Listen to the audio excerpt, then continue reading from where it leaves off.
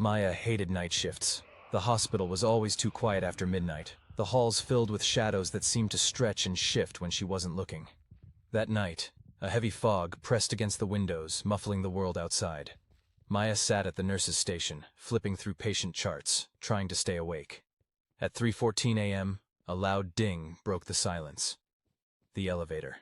She frowned. Visiting hours had long since ended, and no one had entered the hospital since her shift began. The security cameras showed nothing out of place. Still, the elevator doors slid open down the hall, their metallic groan echoing in the stillness. Maya leaned forward, waiting to see who or what might step out. No one did.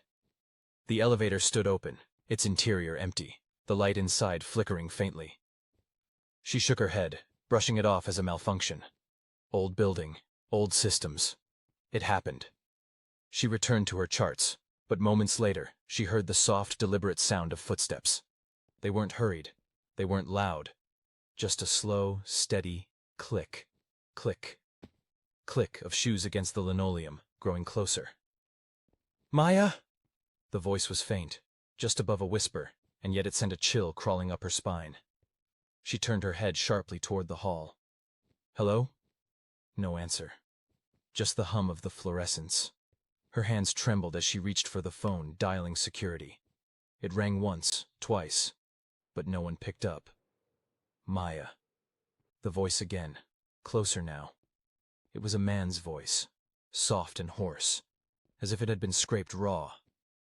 She stood, her breath coming in quick bursts, and walked cautiously down the hall. The lights flickered overhead as she moved, casting jagged shadows that danced along the walls. The air grew colder with each step. She stopped in front of room 207. The door was ajar. Inside, the bed was empty, its sheets neatly folded. The patient assigned to this room, a man who had died 2 days ago, was long gone. A sound behind her made her whip around. The elevator stood open again, but now, a figure stood within it. A man, his hospital gown torn, his skin pale as wax. His sunken eyes locked onto hers. "Maya," he rasped, a twisted smile creeping across his face. She stumbled back into room 207, slamming the door shut and locking it. Her chest heaved as she fumbled for her phone, but her shaking fingers dropped it to the floor. A knock came at the door, 3 slow, deliberate raps.